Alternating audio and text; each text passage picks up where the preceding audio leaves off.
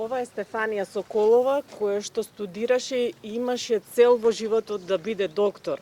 Да помага, незината хумана мисија учествуваше во голем дел од проекти во Црвен крст за да помага на луѓето. Ова е беберот што честно си го заработуваше лепчето што остана без татко пред 2 години.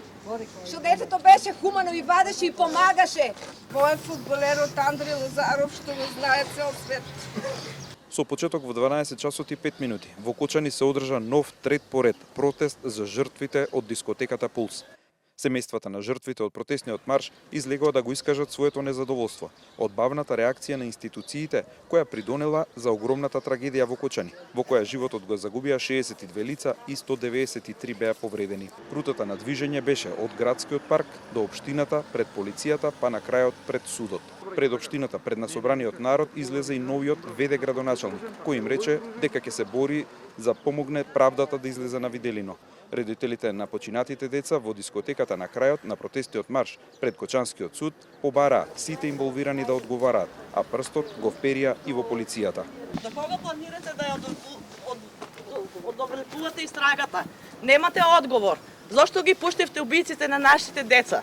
Зошто овие деца да ја платат цената на луѓе кои што биле алчни и корумпирани? Зошто?